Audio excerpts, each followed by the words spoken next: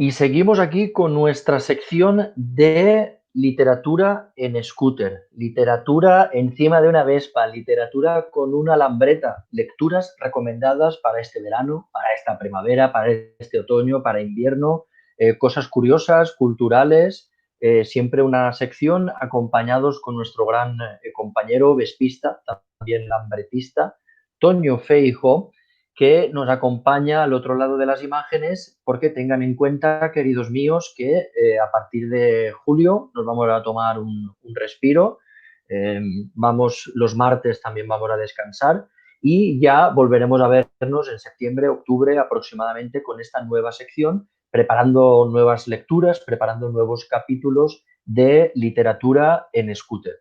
Quiere decir que todo esto que has podido disfrutar en julio, pues oye, cómprate los libros, léetelos en agosto, en septiembre, etcétera, etcétera. Y nosotros hoy acabamos aquí nuestra sección de programas de los martes a las 8 de la noche, es simplemente un hasta luego, no es un adiós definitivo, porque en septiembre, cuando podamos, cuando realmente podamos reprender un poco el proyecto, pues aquí estaremos hablando de literatura sobre ese artefacto tan simpático, Vespa o Lambreta.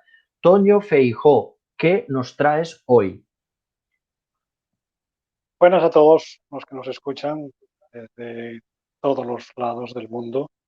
Hoy vamos a hablar de un libro que es como la Biblia del escuterista. Eh,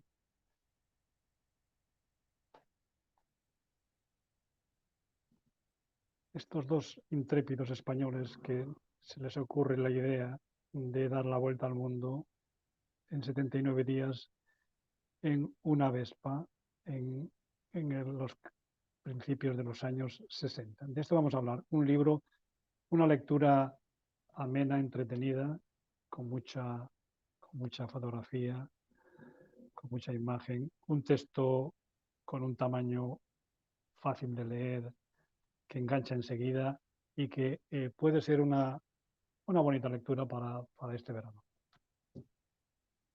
Sí, casi casi es un dogma de fe para todo escuterista, vespista, incluso motero, no solo por el contenido del libro en sí, del viaje, la aventura, la preparación, es que es una verdadera lección de vida, de trabajo, de humildad, esa epopeya que Antonio Veciana y Santiago Guillén realizaron en 1962 a lomos de su Vespa Dulcinea, una Vespa pintada y dedicada por el gran Salvador Dalí y Gala.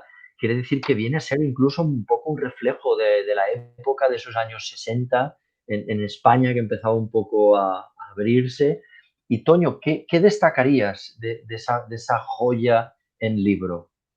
Bueno, el libro tiene ese componente también, aparte de la propia épica de el viaje en sí, que lo es, pues nos sirve también a mucha gente para ver el trasfondo histórico en el que transcurre, ¿no? Porque yo, por ejemplo, yo nací en el 59, o sea fíjate tú, yo prácticamente tenía un año o 2 años cuando estos hombres, estos jóvenes emprenden ese viaje. Quiere decir que me sirve también, al menos yo también lo analizo desde el punto de vista histórico, así que me sirve un poco para ver cómo transcurrían los acontecimientos en los años 60, ¿no? Porque yo solamente, la referente puede ser de nuestros padres, nuestros abuelos, pero en este libro es un poco la historia de nuestro país.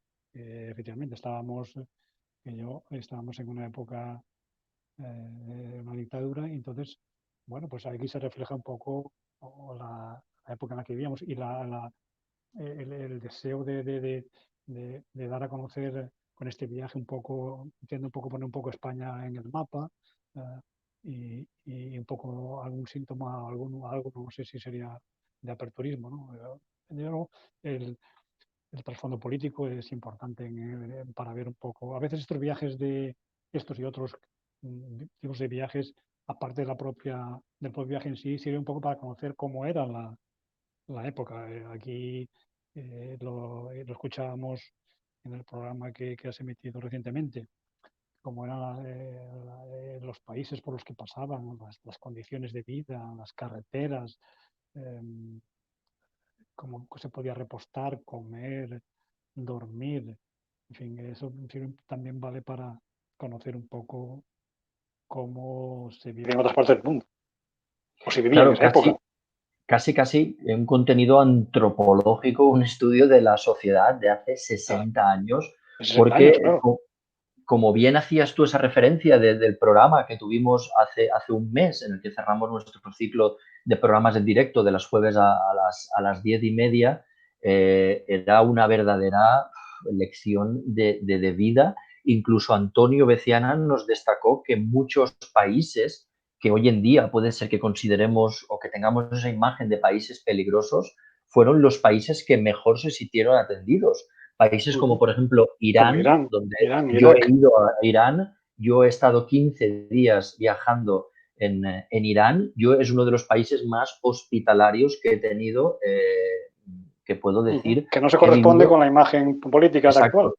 Y en cambio otros países que no voy a mencionar, que van mucho de Ya. liberales, de tal, me he encontrado muchísimos problemas por ser extranjero y por ser español. Es decir, que tela marinera a veces con esa imagen que tenemos de determinados países, de determinadas nacionalidades, de lo que se concibe como educación y pues ese compañerismo. Y fíjate, Toño, que Antonio Veciana reconoció incluso que la Vespa fue una sabia elección por el tema de la mecánica, un poco Sí. el tema de toda la operativa. E incluso nos comentaba que solo, entre comillas, porque claro, imagínate, tuvo 18 accidentes, ninguno grande como para poder aportar Sí, la misión, y acordando la para la misión. Vespa aguantó todo el recorrido.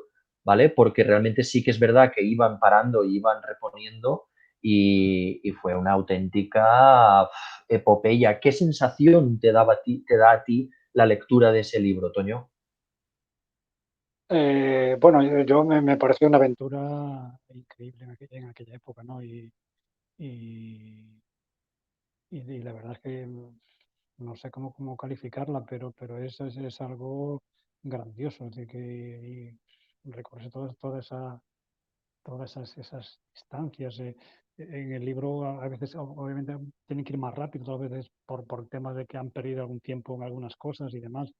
eh, y luego coincido con el tema de la elección. El scooter, eso de que tengas ese frontal que te protege, es lo que diferencia del otro tipo de motos, ¿no? Entonces, en esa pequeña zona, pues obviamente ahí te cabe equipaje. En el frontal también puedes poner un porta y llevar cosas. En la parte posterior también tienes porta equipaje. Así que, bueno, se presta mucho, se presta, creo yo, se presta mucho para este tipo de viajes. Hoy en día están muy de moda también a raíz también de algún programa de televisión, las trail, como esas maletas y demás. Pero es una moto mucho más pesada, más difícil de manejar. La Vespa, una vez que la despojas de la carga, pues es una moto manejable. Coincido plenamente en la elección. Supongo que no sé si me llega, no me consta ni si hay alguna pregunta al respecto de si valoraron otro tipo de moto, pero el resultado dice que han acertado plenamente. De hecho, aún hoy, eh, muchas de estas grandes aventuras, eh, los que las protagonizan eligen este tipo de moto, sin menosprecio de ninguna de las demás. Pero es muy cómoda.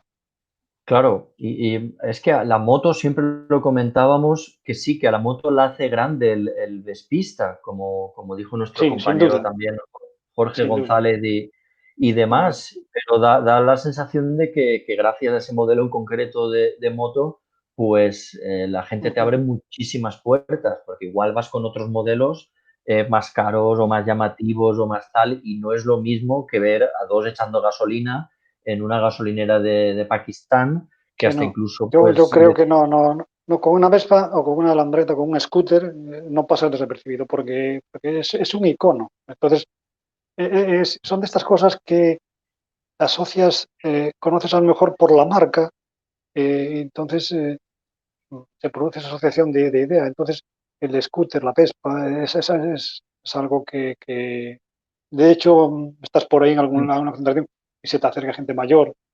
Pues mm. yo tenía una igual, mi abuelo, no sé.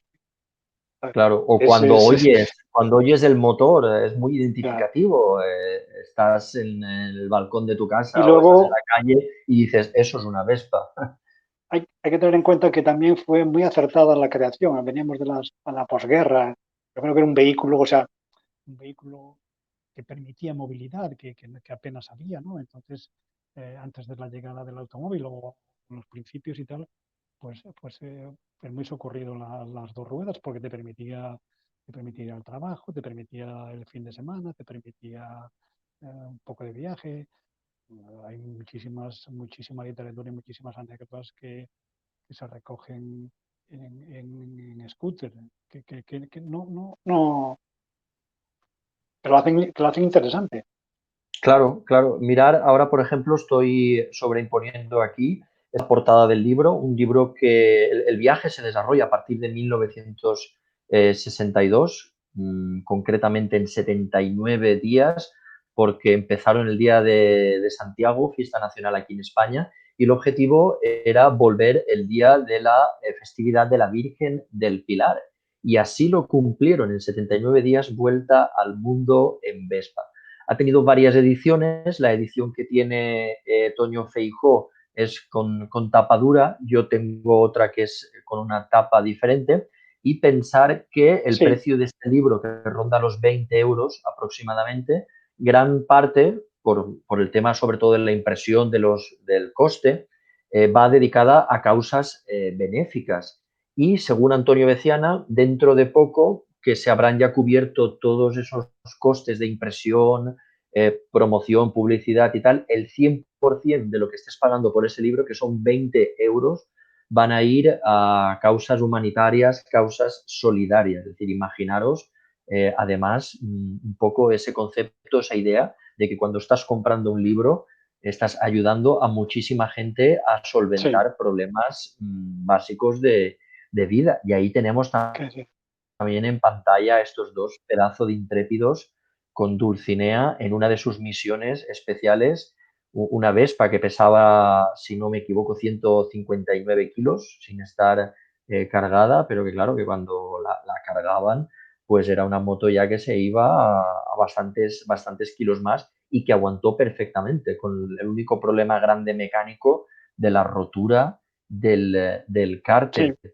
Eh, Toño, ¿qué momento a lo mejor o qué situación recuerdas tú con más cariño tras la lectura de ese libro?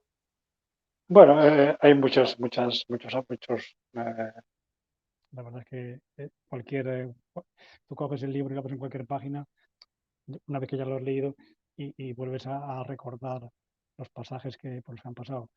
A mí me ha hecho mucha gracia el tema del dinosaurio, ¿no? Porque yo cuando lo veía en la fotografía y tal, claro, hasta llegar hasta la anécdota, pues no sabía qué obedecía y tal.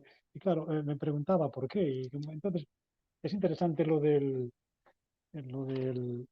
porque es un dinosaurio y ese dinosaurio al parecer o era, no sé ahora en la actualidad, era digamos, el logo, el emblema de una compañía que es la compañía Sinclair, que se dedicaba a la gasolina, tenía surtidores o algo así. Entonces, en su paso por América, ¿no? Creo que recordar en Cheyenne o por esa zona, es donde les obsequian con el Dino. Y es que ni corto ni perezoso bueno, obviamente no pesaba mucho porque se llena de aire, pero se lo traen de vuelta a España, que me parece eh, curioso. Se llamaba un dinotón, creo que lo han bautizado al muñeco.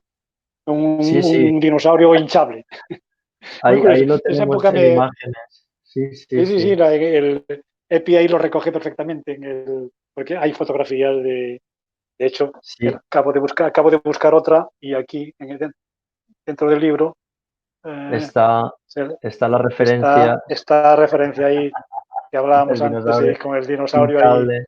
hinchado en la moto, ¿no? Que además aprovecharon después, lo dice aquí, y es que rotularon desde la cabeza del dinosaurio hasta el rabo, todo el itinerario que han hecho. O sea, por dónde han ido pasando. eh, y quedó ahí escrito y rotulado sobre la superficie sobre la superficie del dinosaurio, pues los puntos de paso de, de la aventura. Que De esa me vuelta al parece mundo, de esa epopeya, porque esa claro, epopeya.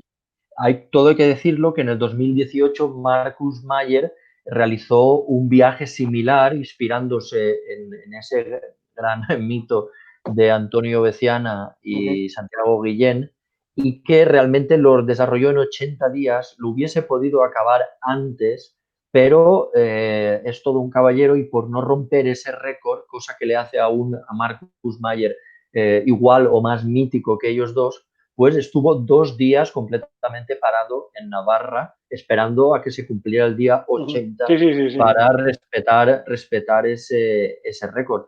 En cualquier caso, claro, las dificultades de Marcus Mayer en el 2018 no Pues, tenían casi y, nada que ver y- con las dificultades de Beciana y y Guillén los en el medios, 62.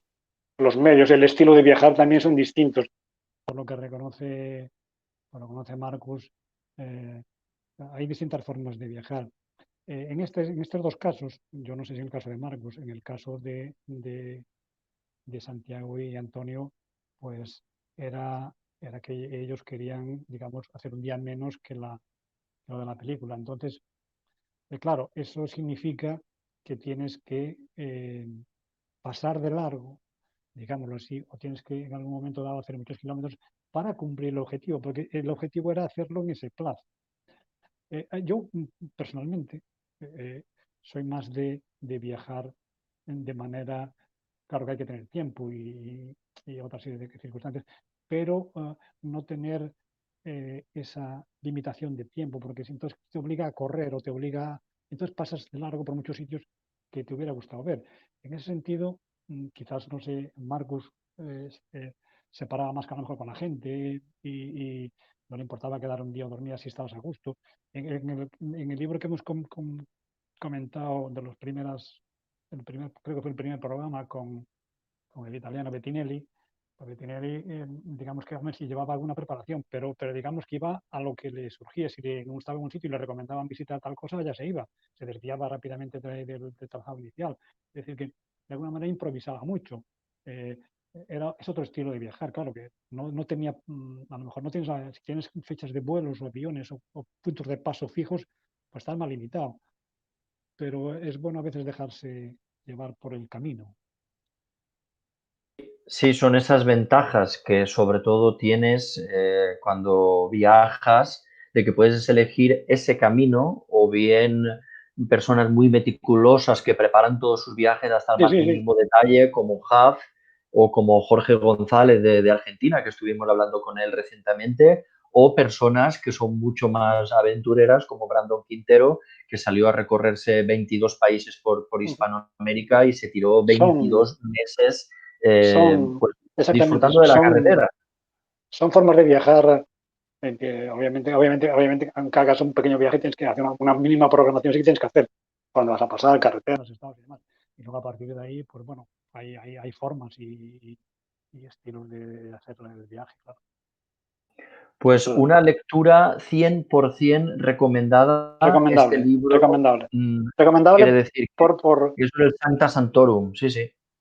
recomendable por muchas razones, porque bueno, es un reflejo un poco de la época de los años 60, cómo se vivía, el por dónde han ido cruzando, y luego para todos los aficionados son dos personas, bueno, lamentablemente uno ya no está entre nosotros, que nos enseña muchísimo. De hecho, yo no lo conocía personalmente, porque no he estado en ninguna de las apariciones públicas que ha hecho, pero sí reconozco que escucharlo es una maravilla.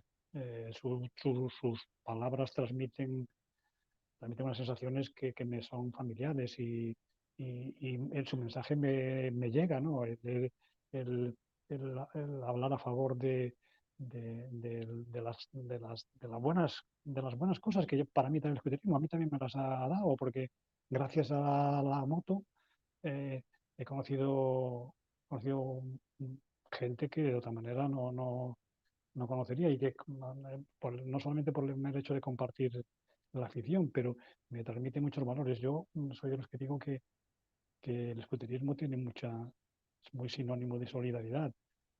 Hay muchas concentraciones en las que se hacen unas contribuciones solidarias para bancos de alimentos. Mm, Luego tú ves a alguien que tiene una avería o lo que sea y todo el mundo intenta ayudarte. No sé qué.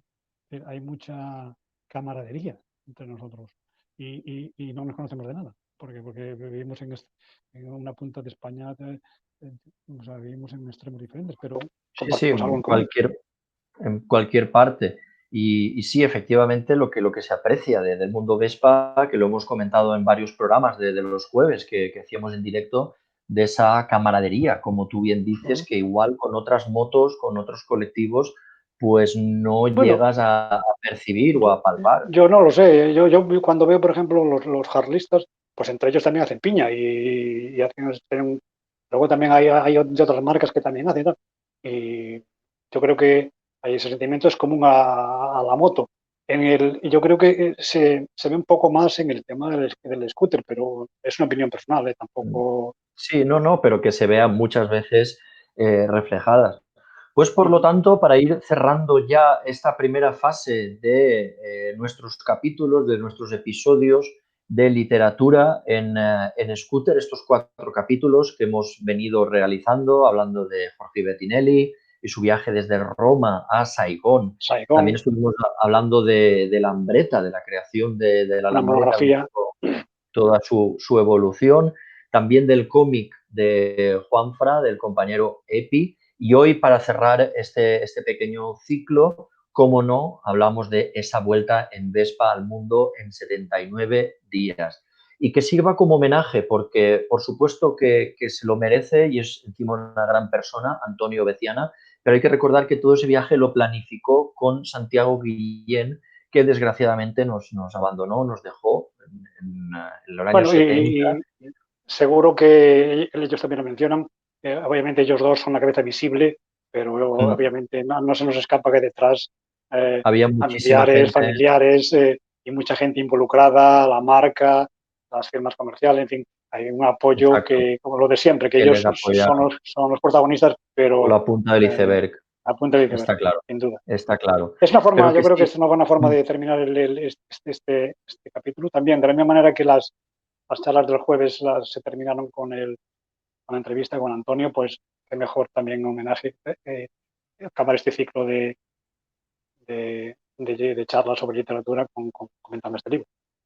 perfecto, claro que sí, que sirva como pequeño homenaje a Santiago Guillén, que seguro que pues bueno, está viéndonos, está disfrutando de todo lo que estamos haciendo y que fue una gran pérdida, porque si Antonio Veciana es una gran persona, estamos seguros de que Santiago Guillén también lo era, y así se refleja en el libro y en todas las aventuras que de él se desprende. Y nada, Toño, agradecerte que hayas estado en todo este ciclo de capítulos, esperar que descanses, unas merecidas, más que merecidas vacaciones, y volveremos a reprender, volveremos a coger el testigo del programa, de la literatura, de los viajes, de las aventuras, si te parece bien, a partir de septiembre o cuando a ti te dé la gana. ¿De acuerdo, Toño? Estaremos en contacto. Venga, buenas vacaciones a todos Perfecto, y saludos. perfecto. Chao, hasta la Muchísimas próxima. gracias. A vosotros, saludos.